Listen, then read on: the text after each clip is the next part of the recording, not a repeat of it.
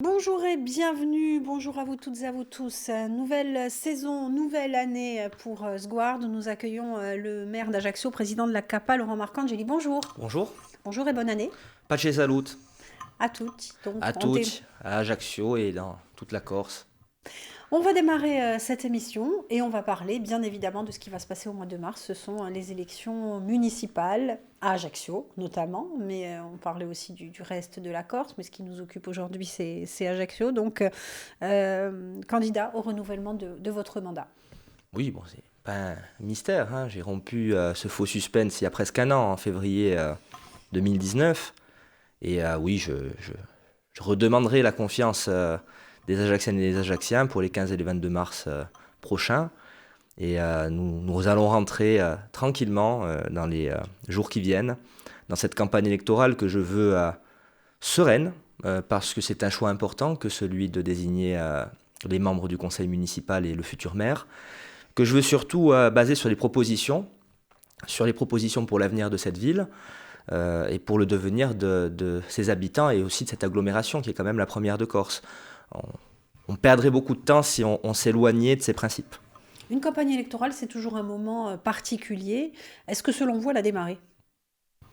Faut en croire les observateurs, oui et non. Nous avons, durant le dernier trimestre de l'année, chacune et chacun fait un certain nombre de choses. J'ai réuni mes amis, je l'ai fait d'ailleurs avant les vacances de Noël, hein, pour parler du bilan qui est le nôtre et dont nous sommes particulièrement fiers. D'ailleurs, à compter de cette semaine, les Ajacciennes et les Ajacciens recevront dans leur boîte aux lettres un récapitulatif écrit de ce bilan qui démontrera, pour ceux qui en doutaient, qu'il y a eu du travail qui a été fait durant les 6 dernières années par cette équipe municipale et par le maire que je suis encore. Et puis voilà, je vous l'ai dit, pendant les 3 mois qui viennent de s'écouler, je suis encore en charge de la CAPA, je suis encore en charge de la ville d'Ajaccio, ça demande du travail, de l'énergie. Et moi j'ai décidé d'aller à la rencontre des gens très sereinement, sans médiatisation. J'ai, depuis le mois d'octobre, organisé plusieurs réunions dans des cadres privés autour d'un nombre réduit de personnes venant de tous horizons pour répondre aux questions et pour éventuellement leur expliquer pourquoi nous avions fait certaines choses et pourquoi nous n'avions pas fait d'autres. Et également me nourrir de leurs réflexions parce que je considère que l'élection municipale, c'est une élection de proximité. Il faut aller à la rencontre des femmes et des hommes qui font le territoire et les écouter. Qui plus qu'un maire doit écouter. Alors je suis candidat pour rester maire et cette campagne électorale, je la veux aussi basée sur l'écoute. Alors, vos adversaires, en fait, qui se sont déjà déclarés candidats, vous attaquent, entre guillemets, beaucoup sur l'urbanisme. Les adversaires, de toute manière, il ne faut pas pleurer lorsqu'on est candidat à une élection et qu'un adversaire attaque. Sur l'urbanisme, il va falloir qu'on remette l'église au milieu du village, si je puis me permettre l'expression. Pendant 6 ans, j'ai travaillé avec un document qui me tenait, qui s'appelle le PLU. Ce plan local d'urbanisme, je vous le rappelle, il a été voté en 2013. J'ai été élu maire en 2014. Ce plan local d'urbanisme prévoyait sur le territoire de la commune d'Ajaccio des zones constructibles et des zones qui ne l'étaient pas. Il s'avère que durant les 6 dernières années, un certain nombre de personnes détentrices de ce droit à construire ont déposé des permis conformément au plan local d'urbanisme voté sous la précédente mandature. Qu'allais-je faire? J'allais leur refuser un droit qu'ils allaient obtenir ensuite devant la justice, aux frais de la ville et donc des Ajacciens, ou allais-je, avec eux, essayer de négocier sur un certain nombre de choses visant à faire que les choses se construisent d'une manière ou plutôt d'une autre. J'ajoute par ailleurs que les gens ne s'en rendent pas forcément compte, mais la ville d'Ajaccio est carencée en matière de logement social. On n'en a donc que 16% alors qu'il faudrait en avoir 25%, et que à peu près 40% de la population est éligible à un logement social et les demandes ne manquent pas. Alors j'interroge à mon tour les candidates et candidats à la municipale du mois de mars prochain. Comptent-ils enfreindre la loi, à savoir ne pas donner à quelqu'un qui dispose d'un droit à construire le permis? C'est assez grave. Et comptent-ils oublier que sur Ajaccio, nous avons un nombre très important de nos concitoyens qui attendent un logement social? Par ailleurs, je vous le rappelle, au mois de novembre dernier, nous sommes passer en conseil municipal pour voter notre plan local d'urbanisme, qui s'avère être beaucoup plus restrictif que le précédent, contrairement à ce que j'entends ici ou là, qui s'avère mettre l'agriculture au centre de la problématique, qui s'avère donner à la municipalité davantage de pouvoir en matière d'encadrement des règles d'urbanisme qu'elle ne l'avait par ailleurs sous celui de 2013. Donc je n'ai pas de leçon à recevoir, mais de tout cela, je le dis très tranquillement, nous débattrons dans les semaines et les mois à venir. Mais quand on se dit les choses, et surtout quand on veut être maire de la ville d'Ajaccio, ou candidat à une élection quelle qu'elle soit, on doit avoir le souci de la précision. Et c'est ce que j'ai dit à mes amis lorsque je les ai réunis il y a de cela quelques jours. Il ne faut pas être dans la fake news. Le monde souffre suffisamment de la politique à la Donald Trump. Si mes adversaires veulent faire une campagne à la Donald Trump, grand bien leur face, ils seront éloignés de la réalité. Et si par malheur ils sont en responsabilité, tout le monde s'apercevra à quel point on a vu faux. S'ils veulent faire une campagne sur la vérité et sur les faits, bienvenue. Bienvenue au club, je serai parmi eux. On va parler de votre équipe, celle qui va vous accompagner pour ce scrutin 2020. Mon équipe qui m'accompagnera, je la dévoilerai le 23 janvier prochain au Palais des Congrès. Donc vous me permettrez de maintenir une forme de suspense autour de la totalité de l'équipe. Mais vous verrez, il y aura un équilibre. Un équilibre entre d'abord les sortantes et les sortants qui seront majoritaires dans cette équipe, puisque je ne peux pas demain me présenter face aux Ajaxiennes et aux Ajaxiens et leur dire que nous avons bien travaillé et me passer de la totalité de celles et de ceux qui ont permis de réaliser ce bilan et de remplir nos engagements. Et il y aura également des personnalités nouvelles venues d'horizons divers qui apporteront d'abord, je le pense, leur qualité, leur talent, leur amour pour Ajaccio, leur regard, parce qu'il faut s'enrichir de regards extérieurs. Ce sera divers. Je l'ai toujours dit, une équipe municipale se doit de sortir des contingences partisanes. Je m'en suis moi-même extrait, comme chacun le sait. Mais il y aura de la cohérence. Voilà. Ce que je veux, c'est que cette équipe, elle soit cohérente avec l'idée que nous nous faisons du devenir de la ville et de l'agglomération, et également cohérente par rapport à ce que nous avons réalisé depuis 6 ans, à savoir qu'ils s'inscrivent toutes et tous, c'est nouveau, dans cette crédibilité que nous avons voulu avoir pour Ajaccio et dans cette cohérence que nous voulons avoir dans notre action. Le point de mire, c'est quoi? C'est Ajaccio, tout simplement? Oui, bien sûr, mais comme chacun le sait, le mouvement que j'ai créé et dont j'assure la présidence s'appelle Ajaccio, le mouvement. Nous avons mis Ajaccio au cœur de nos pensées et de notre action pendant 6 ans. J'ai pris la décision de ne me consacrer qu'à Ajaccio. J'étais député, j'ai cessé de l'être. J'étais possiblement, personne n'aurait pu me le contester, candidat au territorial, que ce soit en 2015 ou en 2017. Je n'ai pas conduit de démarche, d'autres l'ont fait. Le président de l'exécutif a abandonné Bastia. Il était maire de Bastia. Je ne l'ai pas fait. J'ai décidé de rester avec mes amis.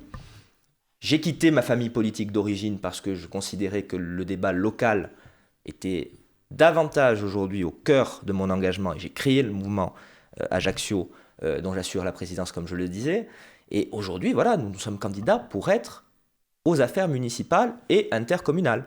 Il n'y a pas d'autre débat. Donc, celles et ceux qui m'accompagneront, ils seront candidats à une seule chose.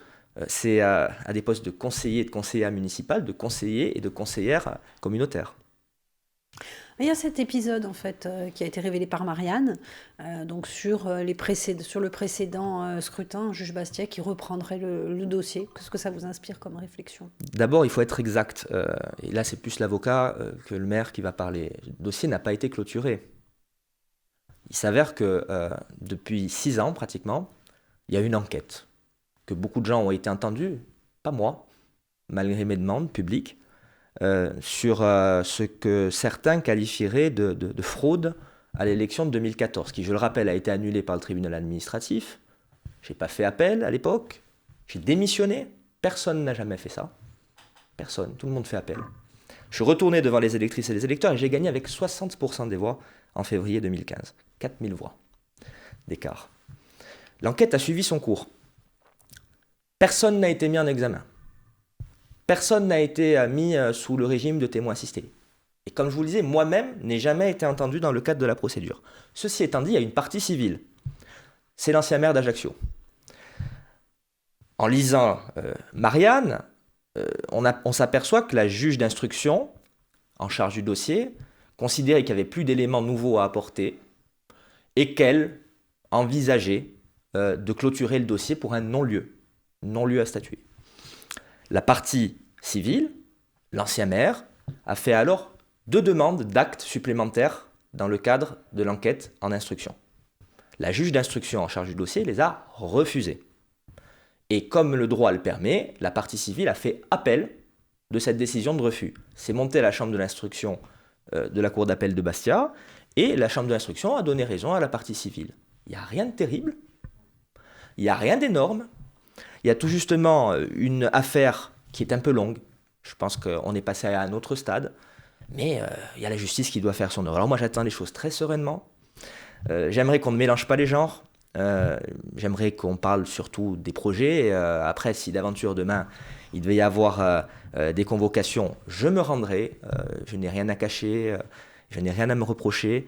J'ai l'esprit totalement tranquille par rapport à ça. Et surtout, je vais vous le dire, ce que je souhaite avant tout, c'est qu'on ne pollue pas la campagne électorale comme ça. On a déjà vécu ça. Ça n'a pas forcément bien marché. D'abord, ça n'a pas donné une belle élection. Le climat était tendu. Les gens se regardaient de travers. Et en plus, ceux qui ont provoqué ces polémiques ont été sévèrement et sèchement battus. Je vous rappelle le score de février 2015. Alors je conseille aux uns et aux autres de se battre pour les Ajacciens et de ne pas forcément vouloir pourrir la campagne électorale. Les boules puantes, vous savez, c'est jamais agréable. On parlait du plan local de sauvegarde, on n'en parle pas souvent, mais on a vu son mise en application concrète, c'était lors de la dernière tempête, Fabien, et on a vu que vous l'avez totalement déclenché. Alors tout d'abord, un plan local de sauvegarde, qu'est-ce que c'est, à quoi ça sert ?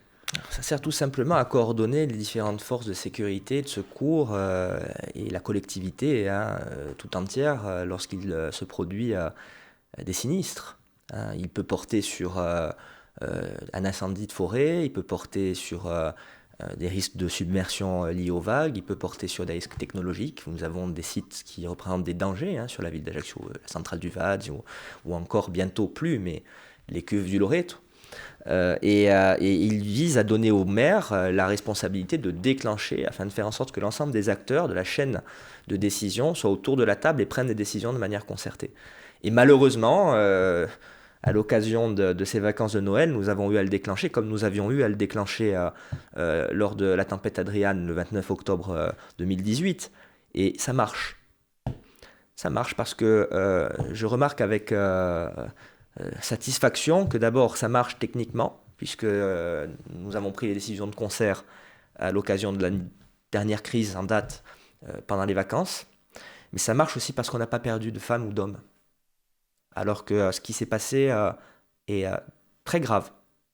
On aurait pu, je le pense, avoir à subir des pertes humaines.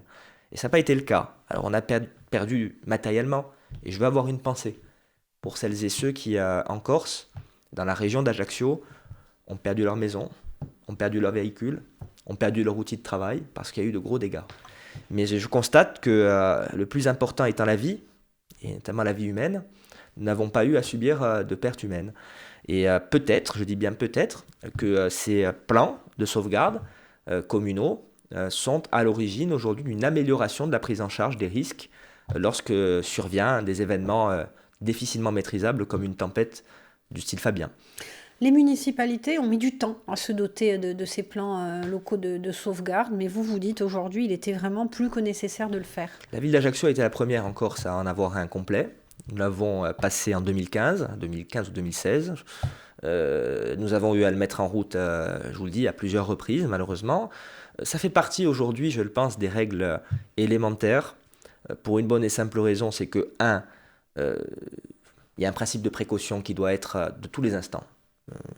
Je vous le dis, la vie humaine n'a pas de prix, et dès qu'un événement majeur peut survenir, il n'y a pas que le climat, je vous le dis, il y a également des risques incendies. La ville d'Ajaccio a aussi ce risque qui plane sur sa tête. Il y a la nécessité de se mettre en ordre de marche et d'appuyer sur les boutons de manière intelligente et coordonnée avec l'État, avec les services d'incendie et de secours, avec l'ensemble des forces qui sont amenées à être présentes sur le terrain. Et il faut le faire, je le crois, avec le souci d'être toujours dans la précaution la plus ultime, parce que si d'aventure on n'en fait pas assez, là il risque d'avoir une catastrophe. Et moi je préfère que les gens me disent « Ah, vous en avez fait trop », et à la fin, n'avoir aucune victime à déplorer, plutôt que de me dire « On aurait pu faire plus », et avoir ne serait-ce qu'une seule personne qui soit sévèrement blessée, voire disparue. Donc ça fait partie aujourd'hui des règles du jeu, ça fait partie de nos responsabilités, ça fait partie vraiment des missions qui sont les nôtres, et il faut, je le pense, les assumer. Quand on décide justement de fermer la ville pour éviter que trop de monde ne circule sur des routes inondées, on prend cette décision en concertation avec tout le monde, mais néanmoins c'est sa propre décision, c'est au titre de ce principe de précaution élargi. Alors sur les routes, je le dis très clairement, moi j'ai soumis l'idée avec l'État, mais c'était une route territoriale. Toutes les routes d'accès à Ajaccio sont gérées par la collectivité de Corse. Donc la collectivité de Corse a accédé à nos demandes. Il faut savoir, il ne faut pas oublier ce qui s'est passé. Vous avez eu des crues centenales, hein, la Gravonne, le Prunel, qui sont des cours d'eau qui passent pas loin, voire même au-dessus de nos routes, sont sortis de leur lit et auraient pu provoquer de graves choses si d'aventure on n'avait pas fermé les routes. Pareil pour le vent, il faut toujours prendre des précautions. Je vous rappelle quand même qu'on a bien vu ce que cette crue a provoqué. On a eu le principal accès à la Corse, qui est l'aéroport d'Ajaccio, impropre à l'usage pendant presque une semaine. Ça veut dire que c'était quand même assez grave. Donc, nous avons pris les décisions de manière concertée. Je pense qu'il y a eu une bonne réactivité et que le plan de sauvegarde et cet esprit d'anticipation et de prévoyance qui ont prévalu ont été de nature à éviter le pire. On parlait de ce plan local de sauvegarde, on parlait de la tempête Fabien. Bien évidemment, on parle de la responsabilité de l'élu. C'est un sujet dont on a beaucoup entendu parler en Corse, mais également au niveau national. C'est un sujet compliqué, notamment pour un élu et président de communauté d'agglomération ou de communauté de communes. C'est surtout le maire aujourd'hui dans ce pays qui supporte une lourde responsabilité. Moi, comme je le dis souvent, j'ai de lourdes responsabilités en tant que maire d'Ajaccio, mais il faut savoir ce que vivent les maires des petites communes. D'abord, ils ont peu de moyens humains et financiers autour d'eux, et ils ont des responsabilités civiles, pénales, qui sont particulièrement écrasantes. On le voit bien lorsqu'il survient quelque chose, une catastrophe dans une commune rurale, et sans aller jusqu'à la catastrophe, les sollicitations qu'un maire dans une commune de montagne, rurale, très peu peuplée, peut subir, je dis bien subir, à longueur de temps, dans des territoires parfois un peu isolés, désertifiés d'un point de vue de la population, où il n'y a du monde que l'été. On voit très bien un peu la difficulté sur notre territoire, mais également sur d'autres territoires. La responsabilité, elle est large. Et vous avez des femmes et des hommes qui assument cette fonction de maire quotidiennement avec une forme d'esprit de sacerdoce, il faut le dire. Je n'ai pas oublié ce qui s'est passé cet été avec un maire qui a perdu la vie parce qu'il a voulu tout simplement intervenir alors que deux hommes étaient en train de faire des dépôts sauvages de gravats sur le bord d'une route. Des maires qui prennent des risques, qui sont parfois maltraités par leurs administrés, ne serait-ce que par des insultes, mais ça peut également être parfois physique. Il y en a sur le territoire. Et vous le voyez, il y a une forme de perte de conviction, de perte de vocation qui amène certaines et certains à ne pas finir leur mandat déjà. Le nombre de démissions durant la mandature qui s'achève 2014-2020 est important. L'Association des maires de France en a parlé. Et il y en a certains qui ne veulent pas se représenter. Et dans certaines communes, ce qui est difficile, nous on pourrait avoir du mal à le croire, tout le monde veut être maire en Corse encore. Nous avons peut-être encore cette spécificité. Puis visiblement à Ajaccio aussi, beaucoup de gens veulent l'être. Il y a des gens qui ont du mal, des communes qui ont du mal à avoir suffisamment de candidats pour pouvoir compléter le conseil municipal. Et ensuite, c'est la préfecture qui doit faire le reste. Donc c'est un vrai problème de société. Aujourd'hui, il faut réfléchir à ce statut de l'élu, à essayer de faire en sorte que l'élu soit plus accompagné. Alors il y a une loi qui est en débat, qui est passée sous l'égide du ministre Sébastien Lecornu, visant à essayer de renforcer les élus dans un certain nombre de choses. Mais je crois qu'il faut aller plus loin, parce qu'au quotidien, la vie d'élu local, la vie de maire, d'élu communal, est assez difficile, est assez compliqué. C'est quoi un statut de l'élu qui protège? D'abord, il y a la problématique liée à la vie professionnelle. Il faut le dire très clairement. Moi, en ce qui me concerne, j'ai mis entre parenthèses ma vie professionnelle et je m'en sors. Pas le cas de tout le monde. Vous avez des maires qui ne peuvent pas le faire. Et qui ne peuvent pas le faire pour une bonne et simple raison, c'est que s'ils le font, la rémunération qui est la leur ne leur permet pas de vivre. Ça, c'est une première chose. Vous avez également les assurances. Un maire doit être assuré dans un certain nombre de choses. Je crois qu'il faut qu'il soit accompagné davantage à ce niveau-là, notamment par les services de l'État, parce que s'il se passe quelque chose sur la commune, la responsabilité du maire, elle est totale et ça peut, je pense, refroidir les bonnes volontés, et en tout cas, ça peut faire fuir celles et ceux qui exercent des responsabilités. Ensuite, je pense que, très tranquillement, il faut que les années passées à servir nos concitoyens soient reconnues. On est en plein sur le débat des retraites. On parle de points. C'est un travail. Alors les gens ont le sentiment que ce n'est pas un travail. Mais les heures, elles comptent double, elles comptent triple. Les cheveux blancs arrivent plus vite, je peux en témoigner, et quelques rides aussi. Et il est nécessaire à un moment de reconnaître la réalité, à savoir, on n'est pas là par agrément. On est là par vocation, par volonté, mais il faut qu'à la fin de sa carrière professionnelle, tout cela soit reconnu. Et je pense qu'aujourd'hui, il est nécessaire, indispensable, de reconnaître comme une véritable activité professionnelle, pleine et entière, ni plus ni moins que d'autres activités professionnelles, le statut de l'élu, pour qu'une fois que celui-ci ou celle-ci soit en âge de pouvoir faire jouer ses droits à la retraite, ses années passées au service des autres, parce que c'est ça, être élu, et notamment être élu communal, passer au service des autres, soit reconnu comme tel. Parce qu'il n'y a rien de pire que de ne pas être reconnu dans son travail. On va parler des mouvements de population, de la dernière enquête de l'INSEE, avec ce solde naturel qui est à 0, mais Ajaccio qui augmente fortement sa population. C'est une enquête de 2017, on le rappelle. Qu'est-ce que ça vous inspire comme réflexion en tant que maire d'Ajaccio? D'abord que la ville d'Ajaccio attire.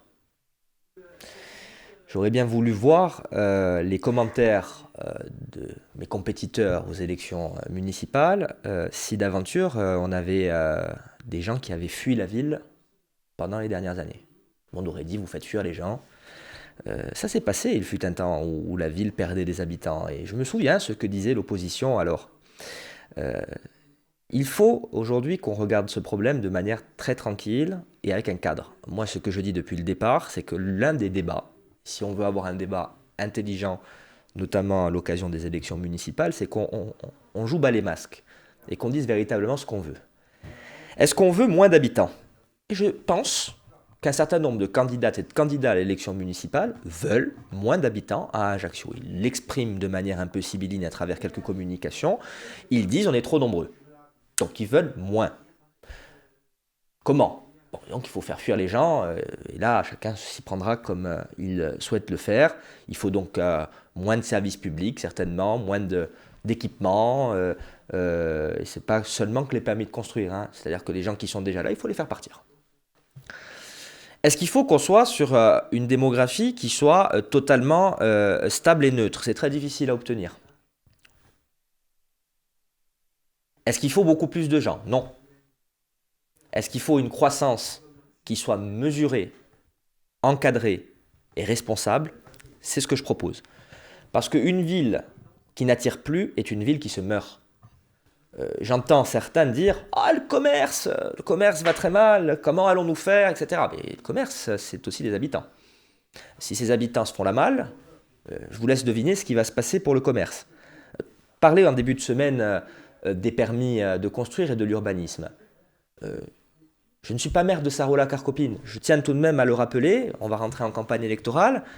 C'est pas moi qui ai signé les permis de construire des centres commerciaux qui se trouvent sur une commune dont je ne suis pas le maire. Et le président de l'ACAPA n'a aucune responsabilité en la matière non plus. Donc pour celles et ceux qui mélangent les gens et qui sont encore dans le trumpisme de la campagne électorale et qui essayent de faire porter toutes les plaies d'Égypte sur les épaules du maire d'Ajaccio que je suis, je voudrais leur rappeler quand même que ce qui se passe à Sarrola se passe à Sarrola, ce qui se passe à Ajaccio se passe à Ajaccio. Et pour être encore pire que cela, je vous dirais que je ne suis pas responsable quand il pleut, quand il fait trop chaud, quand il y a des inondations. Il s'avère, vous avez vu qu'il a beaucoup plu et qu'il y avait moins d'eau dans les quartiers, peut-être parce que ce que nous avons fait a servi, hein, un peu.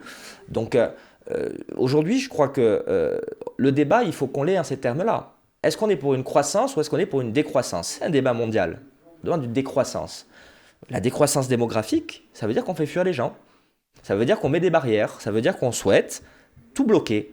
La croissance, lorsqu'elle n'est pas effrénée, lorsqu'elle correspond à un besoin en matière de jeunesse, eh oui, il s'avère que les constructions dont tout le monde parle, il faut savoir de quoi on parle. 12%, c'est un chiffre important, 12%. Vous savez ce que c'est 12%? C'est le nombre de résidences secondaires sur Ajaccio. C'est l'un des taux les plus bas de Corse. 12%. Ça veut dire que les constructions ne servent pas pour des résidences secondaires. Ça veut dire que ce sont des résidences principales. Ça veut dire que ce sont des gens qui arrivent, qui mettent leur enfant à l'école, qui travaillent, qui produisent de la richesse, qui permettent à des commerçants d'ouvrir, qui permettent à la collectivité de s'enrichir. Alors, il ne faut pas que ça soit ouvert à tous les vents et qu'on ne soit plus en capacité de maîtriser. Et c'est ce que je propose, et c'est ce que le document d'urbanisme que nous avons voté en novembre propose. Mais en revanche, celles et ceux qui veulent faire fuir les gens, il faut qu'ils enlèvent leur masque et qu'ils disent pendant le débat électoral que nous allons avoir, nous voulons que des gens partent. Après, peut-être qu'on fera des listes. Qui est en premier? Parce que peut-être qu'on choisira ceux qui partent. Et après, peut-être également qu'on aura, je ne sais pas moi, des barrières à l'entrée de la ville et des checkpoints pour empêcher les uns et les autres de venir. Je me veux suffisamment dur sur cette question parce que j'entends beaucoup de choses, souvent inexactes et particulièrement électoralistes. On essaye de faire peur aux gens, on est dans le populisme. Beaucoup sont en train de prendre ce cheval du populisme. Le populisme, c'est peut-être bien pour haranguer les foules et éventuellement gagner quelques voix chez ceux qui ont peur, mais en revanche, pour diriger une ville comme Ajaccio, une agglomération comme la Capa, le populisme, ce n'est pas la meilleure des solutions. On parlait de cette enquête de l'INSEE, vous nous avez livré votre point de vue, ce solde naturel en fait entre les naissances et les décès qui est quasi zéro, ça ne vous inquiète pas tout de même? C'est inquiétant, mais c'est une inquiétude que nous devons avoir, je le pense au niveau de l'Europe tout entière, et plus spécifiquement de la Corse. Les études que nous avons à notre disposition depuis des années démontrent bien qu'il y a un vieillissement de la population qui est attendu, et d'ici 2050, la population va vieillir en Corse.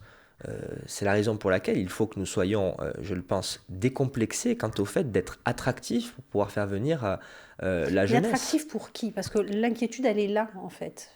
Attractif pour tout le monde. Attractif pour qu'on n'ait pas des écoles qui ferment. Attractif pour qu'on n'ait pas que des commerces qui ferment. Vous savez, quand on arrive à un certain âge, on prend moins de risques. C'est connu. On dépense moins, on reste à la maison, on a une vie plus rangée, ça bouge moins. Si demain, nous sommes, je dirais, une ville où la moyenne d'âge est entre 60 et 85 ans, qu'est-ce qu'on va faire? Ça ne sera pas forcément bon pour tous les secteurs. Donc je crois qu'aujourd'hui, nous sommes dans l'obligation de pouvoir attirer des couples jeunes. D'ailleurs, je fais remarquer que seulement 5% de ceux qui viennent s'installer à Ajaccio, moins de 5% viennent de l'étranger. 65% viennent de la Corse, sont déjà en Corse. Il faut se poser aussi les bonnes questions. C'est souvent une migration interne à l'île qui profite à la ville d'Ajaccio, contrairement à tout ce que j'entends comme baliverne depuis des mois et des années. Donc, il est indispensable de pouvoir attirer des jeunes, par le travail, mais également par un certain nombre de choses, une qualité de vie, un cadre de vie, et notamment en ville. C'est le projet que nous portons aujourd'hui avec une rénovation du centre-ville, qui passe par une rénovation par l'habitat, une mise en valeur de notre patrimoine. Regardez, l'église Saint-Roch, c'est rien, pour certains peut-être. Cette église qui n'était pas forcément une fierté pour la ville d'Ajaccio d'un point de vue de son aspect, est rendue aux Ajacciennes et aux Ajacciens, va être mise en lumière. C'est le patrimoine. Ça démontre que ça bouge, qu'il se passe quelque chose. Quand on fait des événements, moi je suis content de voir, et Alta Frequenza est bien placé pour le savoir, que pendant les fêtes de fin d'année, à Ajaccio, ça bouge à Ajaccio parce qu'il y a un marché de Noël sur lequel nous mettons beaucoup de moyens et qui fait venir pas que des Ajacciens. J'entends des Aix-en-Bastiais, j'entends des gens qui viennent de Porto Vecchio, qui viennent d'ailleurs, parce qu'Ajaccio devient le centre de gravité pendant un certain temps. Mais ça, c'est que pendant certaines périodes. Moi, ce que je souhaite très clairement, eh bien, c'est qu'il y ait des gens qui se disent, je vais tenter de vivre à Ajaccio, de trouver un job à Ajaccio, de pouvoir faire ma vie à Ajaccio, de pouvoir élever mes enfants à Ajaccio, parce qu'il y a une qualité de vie, la sécurité à Ajaccio est plutôt bonne. Donc, si vous voulez, moi, j'ai pas de honte à avoir en disant, venez. Après, par contre, il ne faut pas que ça soit dans des proportions non maîtrisées. Il faut que ce soit en lien avec ce que nous sommes, c'est-à-dire que il faut que la ville n'y perde pas son identité, parce que nous y sommes particulièrement attachés. Pas de risque de mutation de population. Non, pas de risque de mutation de population, mais qu'est-ce que c'est Ajaccio? Il n'y a pas eu de Sardes qui sont venus à Ajaccio, d'Italiens, de Portugais, de Marocains. L'Ajaccio d'aujourd'hui, c'est pas ça. Il y avait des gens des villages aussi, comme pratiquement nous tous. Les vrais Ajacciens, c'était quoi? Les Pozzo di Borgo et quelques familles, si on repart. Et qu'est-ce que c'est Ajaccio à la base? C'est une ville qui a été fondée en 1492 par des Génois. C'est un port. Voilà, donc je crois qu'à un moment, il faut arrêter de dire n'importe quoi. La ville d'Ajaccio, elle connaît des mutations. Vous savez, on n'est pas forcément Ajaccien, mais on peut le devenir. Et j'en connais des tas, moi, des gens qui ne sont pas nés Ajacciens, qui le sont devenus. Ajaccio, c'est un état d'esprit. Ajaccio, c'est une identité qu'on acquiert ou qu'on n'acquiert pas, qu'on peut acquérir même en étant un musulman, qu'on peut acquérir en étant quelqu'un qui vient d'un village, qu'on ne peut jamais acquérir de toute manière, parce qu'on ne s'y fait pas. Donc moi, je voudrais qu'aujourd'hui, on ait quand même cette réflexion. C'est un beau débat, l'élection municipale. Mais il faut reprendre des choses dans leur contexte. Nous sommes tous Ajacciens. Nous présenterons devant les Ajacciennes et les Ajacciens en vue d'en être le maire. Il faut savoir de quoi nous parlons. Et nous parlons d'une ville qui a une histoire, dont l'immigration fait partie. Une immigration souvent interne à la Corse, i paesani, dont je fais partie, dont vous faites partie, dont beaucoup font partie, des étrangers, ceux qu'on appelait ignoblement i lucchesi pendant des années, qu'on a maltraités. Et puis je vous dis, après il y a l'Afrique du Nord, il y a le Portugal, il y a d'autres origines qui fondent aujourd'hui ce qu'est Ajaccio. Alors je vous dirais que demain, une ville qui ne mute pas est une ville qui se condamne d'une certaine manière à la mort. Et je prendrai un exemple très simple qui me fait mal au cœur. Je prendrai l'exemple de nos régions de l'intérieur, y compris la mienne, qui sont désertifiées. Elles n'ont pas muté. Peu de monde est venu s'y installer. Et aujourd'hui, et ce depuis 30 ou 40 ans, on parle de la désertification et de la mort du rural. Se poser les bonnes questions. Moi, je ne veux pas que dans 30 ou 40 ans, on dise que ce que j'ai fait a contribué à la mort d'Ajaccio. Ça, je le laisse à d'autres. Et il faut avoir pour cela des débats qui soient suffisamment précis, sérieux, crédibles, pour pouvoir présenter aux Ajacciennes et aux Ajacciens nos projets. Voilà, je le dis vraiment pour conclure. Ce débat est un débat très important, mais sur l'ensemble des questions qui vont se poser. La crédibilité, elle sera à notre rendez-vous, le nôtre, celle de l'équipe que je conduirai. Je demande vraiment à ce que chacun fasse preuve de crédibilité, de cohérence et de crédibilité. Parce que les Ajacciennes et les Ajacciens, ils ont besoin d'avoir des candidates et des candidats crédibles. Crédibles dans leur action de candidat. Et demain, s'ils sont élus, crédibles dans leur action d'élu. Mais franchement, ça va souvent de pair. Si on n'est pas très crédible quand on est candidat et qu'on dit n'importe quoi, une fois qu'on est aux responsabilités, c'est forcément pas trop beau à voir. On va parler d'un sujet qui nous agite en fait depuis des mois, voire des années. C'est la problématique des déchets. Prunelli a rouvert pour un tonnage bien particulier pour cette année 2020. Vigianello, toujours pas. Comment ça se passe au niveau de la CAPA? C'est parce que la CAPA est comme toute la Corse plongée dans la crise. C'est-à-dire qu'au moment où je vous parle, le traitement de nos déchets n'est pas assuré. Mais nous avons, il y a de cela plusieurs mois, anticipé sur des crises et, de ce fait, nous ramassons et nous stockons nos déchets à Saint-Antoine, sous autorisation, avec des mises en balles, ce qui est assez désagréable, je dois le dire, parce que c'est un échec permanent qui se reproduit.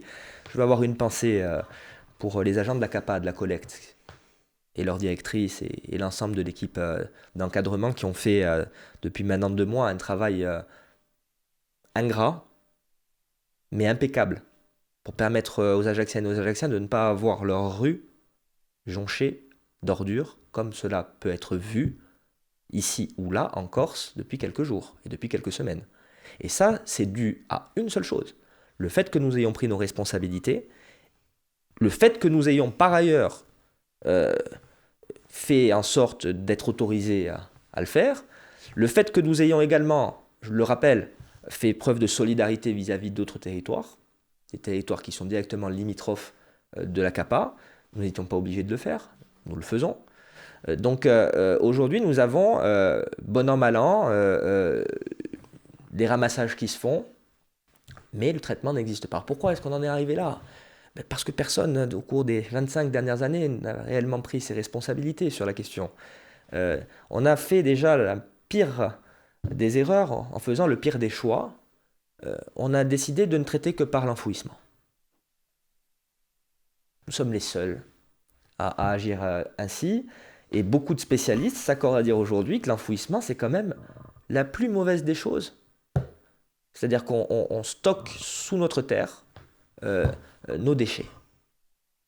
Et on ne fait que ça en Corse, en vue de traiter les déchets. Après, on nous dit qu'il faut augmenter le tri. Le tri augmente. Mais il augmente à un rythme qui est bien en deçà des prévisions qui ont été faites, notamment par l'actuel exécutif, qui, je le pense, très clairement, eu égard à la problématique, a surévalué les capacités de la population en matière de progression du tri. C'est une réalité. Bien sûr que le tri est l'une des solutions, et il faut y aller. Mais aujourd'hui, je le dis encore, il restera toujours au moins 20% de déchets ultimes. Qu'allons-nous faire de ces 20% de déchets ultimes? Ce que nous proposons, nous, depuis 4 ans maintenant, Jean-Jacques Ferrara avant moi aujourd'hui en tant que président de la CAPA, c'est de donner la possibilité à notre intercommunalité, à la communauté d'agglomération du Pays ajaccien, d'être dotée d'un outil qui visera à valoriser énergétiquement l'ultime, le rendre inerte, le rendre moins volumineux de par cette valorisation, et ensuite effectivement de stocker en sous-sol, mais privé d'un certain nombre d'éléments fortement polluants, les restes inertes. Ce que je constate, c'est que nous patinons depuis très longtemps, ce qui amène d'ailleurs les gens ensuite à trouver de fausses bonnes solutions. Le débat sur l'incinérateur revient, je le dis à celles et ceux qui nous écoutent, l'incinération est une fausse bonne idée parce qu'elle ne serait pas rentable. Parce qu'un seul incinérateur, ça pose un gros problème, on le met où? Et vous savez très bien ce qu'on risquerait de rencontrer. Et donc toutes les voitures et tous les camions portant les déchets en Corse iraient au même endroit. Imaginons un petit peu ce que cela représenterait. Et si on en fait plusieurs, très clairement, c'est vraiment impossible financièrement à tenir. On ne produit pas assez de déchets pour ça, y compris même... Et non, le tri, de toute manière, le tri sera la question essentielle. Il faudra aller au maximum de ça. Et c'est pour ça d'ailleurs qu'au-delà de la valorisation, on propose également du tri mécanique. Pourquoi? Parce que c'est dur à rentrer, l'idée du tri. Alors, à terme, évidemment, on n'aura plus besoin d'avoir une aide mécanique. Mais aujourd'hui, on le voit très bien, il suffit d'ouvrir un sachet de poubelle qui est dans un container ou qu'on met en balle à Saint-Antoine en ce moment. Les gens ne le font pas correctement encore aujourd'hui, le tri. Donc il y a beaucoup d'années de gestation pour pouvoir permettre le tri. Et surtout, il faut, je le crois, pendant la période que nous allons vivre, une période transitoire où les pouvoirs publics se dotent des moyens techniques susceptibles de pouvoir suppléer les hommes et les femmes pour faire en sorte que le tri soit plus effectif. Et là, déjà, quand vous retirez et qu'il n'y a plus que 20%, parce que mécaniquement le tri est fait, je pense qu'on fait un progrès, qu'en plus, ce qui reste de ces 20%, on en fait une valorisation énergétique et on le rend inerte, c'est-à-dire que ça sent pas mauvais, pour parler crûment, que ça peut plus être polluant comme ça l'est aujourd'hui, notamment pour nos nappes phréatiques. Là, je pense qu'on avance vers quelque chose de mieux. Donc j'attends encore qu'on avance sur ces sujets-là, mais là-dessus, là encore, le temps court, c'est 4-5 ans. C'est-à-dire que le problème, il est maintenant. Et que maintenant, il va falloir qu'on trouve les voies et moyens de pouvoir sortir de cette crise. Une crise qui n'a que trop duré, selon moi, et qui aujourd'hui pénalise beaucoup la Corse. Et surtout donne de la Corse une image qui ne me plaît pas, parce qu'au niveau national, les gens commencent à en parler, à savoir d'une île qui demande beaucoup de responsabilité dans le débat public, qui demande beaucoup d'autonomie, et d'ailleurs l'autonomie tout court, mais qui n'est même pas capable d'assurer la sienne, l'autonomie, alors qu'elle a les compétences pour, en matière de gestion de ces déchets. Et je trouve que l'image que l'on renvoie, elle est forcément négative et qu'elle ne nous honore pas dans notre manière de gérer les affaires de la Corse. Donc il faut qu'ensemble on travaille en vue de pouvoir relever le défi de cette autonomie en matière de traitement de nos déchets. Nous en avons les moyens, il y a des moyens qui existent, mais il faut sortir des incantations, il faut sortir des dogmes, il faut sortir de la politique également et se mettre tous autour d'une table afin de gérer cette situation. On reparle de cette problématique des déchets. Est-ce que vous êtes favorable à ce que réclame notamment la présidence de l'exécutif de Corse, c'est-à-dire un centralisme à la fois dans la collecte, dans la décision, avec moins d'outils? Aujourd'hui, les intercommunalités sont responsables de la collecte, le CIVADEC du traitement, la politique générale est portée par la collectivité et devrait l'être par l'État également. L'exécutif territorial demande aujourd'hui que tout soit fusionné en une seule responsabilité. Oui et non. Je vais vous expliquer pourquoi. Je pense qu'il faut effectivement davantage d'outils de concertation centralisés. Mais ensuite, ce que je pense, c'est que chaque micro-territoire a ses spécificités. Vous ne pouvez pas comparer la situation des déchets sur les deux grandes villes de Corse et sur, je dirais, le cas spécifique que peuvent revêtir l'extrême sud et la Balagne qui ont une forte fréquentation touristique qui se répercute également dans la problématique déchets et puis sont plus peuplés également que les autres micro-territoires et des territoires comme le Nebbio ou le Crudine ou encore un autre territoire qui n'est pas peuplé ou très peu peuplé. Quand vous vous retrouvez sur un territoire comme l'Ouest Corse, c'est intercommunalité, 33 communes, vous vous dites c'est énorme, il y a 6000 habitants. C'est un quartier d'Ajaccio. Et on n'est pas dans de l'horizontalité. C'est-à-dire que vous n'avez pas d'immeubles, vous avez beaucoup de maisons individuelles. C'est beaucoup plus simple de s'occuper d'une problématique de déchets sur un territoire où vous n'avez que de l'habitat individuel, on le voit sur la CAPA, que sur un territoire où vous avez des immeubles avec 200, 300, 400 habitants. Ce qui est le cas à Bastia et à Ajaccio. Donc, ce que je pense, c'est que les visions centralisées, elles font fi des différences et elles viennent toujours se fracasser sur le réel. Au bout du compte, c'est moi qui me retrouve un peu plus sur les spécificités que d'autres. Le centralisme à tout craint risque, je le pense, de ne pas avoir les bonnes visions. C'est peut-être d'ailleurs l'échec principal du CIVADEC, qui était une bonne idée au départ, qui s'est voulu être un syndicat intercommunal regroupant pratiquement l'ensemble du territoire de la Corse, mais qui au final est venu se fracasser sur les spécificités. À savoir, certains se sont dit basta così, on est les seuls à accueillir les déchets des autres. À un moment, si on territorialise, et c'est ce que nous essayons de porter à la CAPA avec le Taravo Ornano, avec le Celavo Prunel, avec l'Ouest Corse, les 4 intercommunalités directement voisines de la CAPA qui représentent presque un tiers des habitants de la Corse. On essaye de se regrouper pour pouvoir travailler ensemble et porter des projets en commun. Et ça vient un peu se contredire avec la volonté exprimée par l'exécutif de tout centraliser. Moi, ce que je souhaite, c'est qu'on trouve des solutions. Les solutions, elles sont bonnes là où elles sont efficaces. Donc, ce ne sera pas forcément que l'outil qui sera à l'origine du bienfait ou du méfait, ce sera la volonté politique des hommes et des femmes de prendre des décisions. Et ce sera également des périmètres qui soient suffisamment cohérents pour pouvoir travailler en bonne intelligence, de manière à ne pas se dire, à un moment, d'un côté ou l'autre de la Corse, j'ai pas envie d'accueillir les déchets des autres, j'ai pas envie d'accueillir les déchets de l'autre. C'est ce qui se passe actuellement. C'est ce qui se passe. Vous parliez de l'Ouest Oui, Corse avec c'est ce qui Vico s'est passé à Ajaccio pendant 40 ans ou 50 ans, lorsqu'on accueillait 54 communes à Saint-Antoine.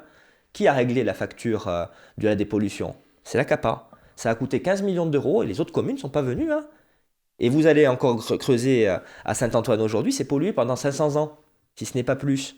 On connaît, on n'a pas de leçons à recevoir à ce niveau-là, au niveau ajaccien, au niveau de l'intercommunalité. En revanche, ce qu'on dit, c'est qu'aujourd'hui, il y a un modèle qui a fait ses preuves, ou du moins les preuves de ses inconséquences, et ce n'est pas la peine de le renforcer avec davantage de compétences. Vous savez, l'affaire des déchets, c'est une affaire qu'il faut prendre avec beaucoup d'humilité. Je pense que l'exécutif doit pleinement s'emparer de ce sujet, mais la première chose qu'il doit faire, c'est sortir des dogmes idéologiques. Si demain l'exécutif sort des dogmes idéologiques, sort du double discours qui consiste à être aux responsabilités, dire qu'il faut régler le problème mais toujours être, je dirais, derrière des associations, des collectifs. On n'entend que ce mot en Corse, collectif, mais tout le monde joue individuel en Corse. C'est très important. On entend des collectifs, collectif de ci, collectif de ça, mais tout le monde joue individuel. C'est ce que je disais une fois. Si demain on était dans l'absurde que le maire d'Ajaccio disait le VADS pollue trop Ajaccio, vous me voyez rentrer dans le VADS et dire vous allez couper la lumière à tel endroit, tel endroit, tel endroit, parce que la pollution du VADS, ça ne vaut que pour moi. Donc jouons collectif, vraiment, ayons une véritable politique efficace et surtout essayons de sortir des dogmes parce que sur le sujet des déchets, bien sûr qu'il faut trier, bien sûr qu'il faut réussir cette transition écologique et environnementale parce que l'environnement il est au cœur de ce qui doit être les politiques de tout le monde, mais par contre il faut vraiment prendre ses responsabilités et être dans une politique d'efficience. Le blocage de Valine-Couline, vous ne le comprenez pas? Bien sûr que je le comprends, ces gens en ont ras-le-bol. Mais j'ai jamais nié le fait qu'on en ait marre avec Janel de recevoir tout le monde. Hein. Je ne peux pas leur donner tort. Je ne leur donne pas tort à 100%. Par contre, ce que je remarque, c'est que il fut un temps à Ajaccio où il n'y a pas eu d'Ajaccio-Line. Et que Ajaccio a supporté.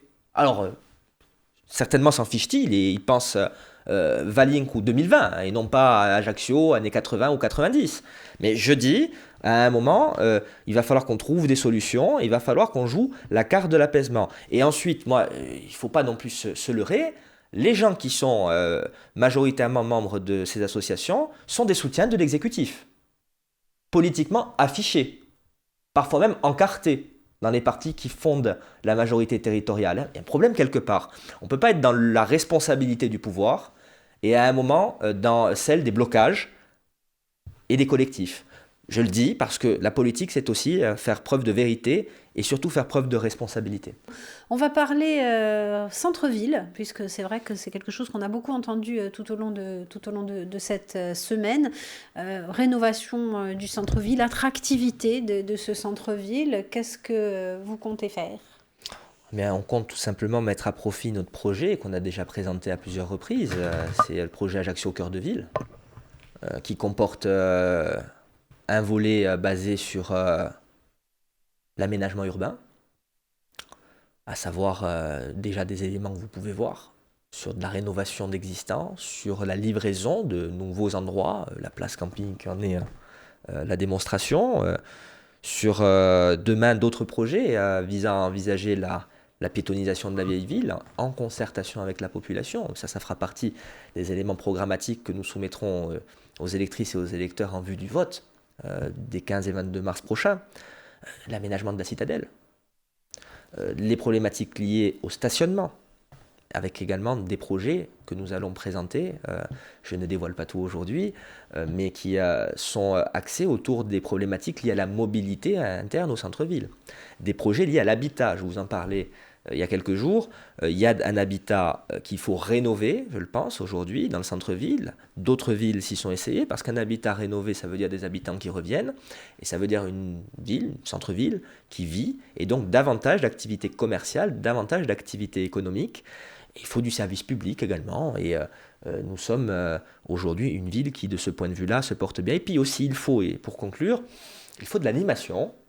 Il faut que la commune, avec les associations, avec les porteurs de projets événementiels, soient au rendez-vous, les soutiennent ou impulsent directement des événements qui soient de nature à pouvoir, toute l'année, à chaque saison, faire des événements, produire des événements qui suscitent l'engouement et qui suscitent la fréquentation du centre-ville et donc par là même de ses commerces. Donc il y a une situation qui est toujours dépeinte sous le jour le plus noir et le plus sombre. Hein. Normalement, on arrive en campagne électorale et là encore, vous allez avoir des Apocalypse Now où on va vous montrer évidemment tout ce qui ne va pas, tout ce qui est catastrophique. Et il y a des choses qui ne vont pas. Et je ne suis pas là ici pour m'exonérer du fait qu'il y a des choses qu'il faut améliorer.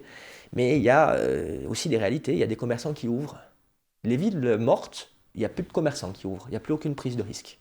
Il n'y a pas d'inauguration. Ça n'existe pas. Il y a des rideaux fermés et basta. Il y a des événements qui drainent du monde.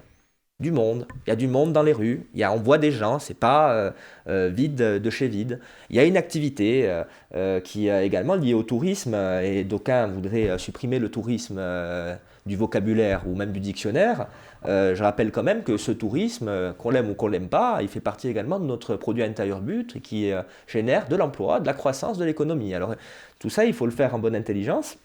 Donc il y a une politique générale que nous présenterons, que nous avons déjà présentée, sur tous les domaines qui fondent un centre-ville qui vit et qui bouge. Et il faut nous laisser le temps parce que on n'a pas trouvé une situation forcément exceptionnelle. Je n'ai pas forcément, comme beaucoup le font, passé la mandature entière à faire le procès des gestions passées. Ça n'allait pas forcément très bien.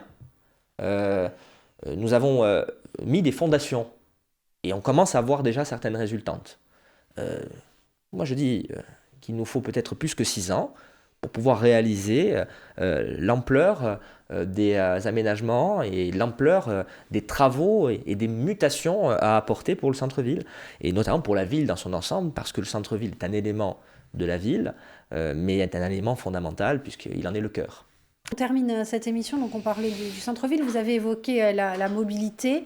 On a entendu dire, alors info ou intox, la gratuité des transports en commun qui pourrait arriver sur Ajaccio. Non, il y a un candidat qui propose cela. Nous ferons à la fin du mois de janvier des propositions en matière de transport et de mobilité. Je vais vous expliquer. D'abord, je voudrais là encore une fois, qu'on soit dans la crédibilité et dans la précision. On mélange souvent tout, à savoir circulation et stationnement. Ils sont liés, mais pas tant que ça, si on y réfléchit bien. La circulation à Ajaccio, le gros problème que nous rencontrons, c'est le problème, je le pense, généré par d'abord la géographie. Il s'avère qu'Ajaccio c'est une ville à plusieurs étages de littoral, mais surtout aux aménagements qui ont été réalisés au cours des dernières décennies, tant au niveau de l'accroissement de la population, ça c'est vrai, mais également à l'absence d'aménagements, notamment routiers, sous des mandatures qui se sont succédées à l'Assemblée de Corse, qu'elles soient de droite, de gauche et aujourd'hui nationalistes. Vous avez une ville qui est un entonnoir. Donc la circulation elle est impactée par la difficulté d'accéder et de sortir de la ville, notamment aux heures de pointe. Quand on est en période de vacances, ça roule plus facilement. Tout le monde le voit. Quand on est en période où scolairement ça fonctionne et où tout le monde travaille, ça devient vite difficile. Et je ne vous parle pas des périodes à forte fréquentation touristique parce que c'est un entonnoir, parce que les infrastructures routières sont sous-dimensionnées. Ça, c'est la problématique de la circulation. Après, vous avez la problématique du stationnement. Il manque des places de stationnement. J'ai pris la décision de ne pas aller sur Q-Park et je ne le regrette pas parce que la ville aurait vraiment souffert financièrement. Et un certain nombre de réalisations n'auraient pas été possibles parce qu'on aurait été entravé par celle-là. Tout ça pour 300 places de stationnement en plus, parce que les 600 sous-entendaient qu'il fallait en supprimer 300 ailleurs. Que les gens ne soient pas dupes. Ça faisait cher la 300 places. Hein. Cher. Donc, il faut davantage de places de stationnement. Il faut une réflexion intelligente sur les transports en commun de manière à ce qu'ils soient plus attractifs et que les gens n'abandonnent pas, parce qu'il ne faut jamais véritablement abandonner son véhicule individuel, mais délaissent un peu leur véhicule individuel pour utiliser d'autres modes de déplacement que celui de la voiture individuelle. Et on ne parle pas forcément de transport collectif, payant ou pas. On parle de vélo, on parle de déplacement pédestre, notamment dans l'hypercentre-ville, où on restitue de l'espace aux gens pour qu'ils soient en sécurité et qu'ils puissent aller et venir, soit en vélo, soit à pied, quand ils peuvent le faire. Et avec tout cela, on essaye de trouver des solutions au stationnement intramuros, avec notamment la problématique du stationnement pour les résidents, parce que sur Ajaccio, il s'avère qu'il y a beaucoup d'immeubles qui ont été construits au cours des années où il n'y a pas de parking, et les gens tournent pour rentrer chez eux le soir. Ensuite, après, c'est pas en un claquement de doigts qu'on va changer le mode de consommation des gens. Sur le pays ajaccien et sur la ville d'Ajaccio, la vente de véhicules individuels est au-dessus de la moyenne nationale. Nous sommes au-dessus, c'est une réalité. Et pas forcément que pour des gens qui habitent loin de leur lieu de travail, parfois pour des gens qui ne sont pas forcément loin de tout et utilisent leur véhicule pour des petites distances alors qu'ils n'ont pas de handicap, qui ne sont pas si fatigués que ça. Et surtout, parfois, font des acquisitions pour des jeunes qui n'ont pas de permis avec des voitures électriques qu'on voit fleurir un peu et qui rajoutent une petite difficulté supplémentaire. Donc, il y a aussi une problématique liée à l'habitude et au fonctionnement. D'ailleurs, je vais vous conclure sur un petit point. J'avais un rendez-vous avec une dame à la mairie il y a de cela quelques jours. C'était avant les vacances de Noël. Et elle m'a dit, je suis désolé, je suis en retard, j'ai dû tourner 5 fois avant de trouver une place. J'ai dit, mais le parking de la CCI, la chambre de commerce, je l'ai vu, il y a pratiquement personne. Ah non, mais je paye pas. Je dis pas que tout le monde fait ça.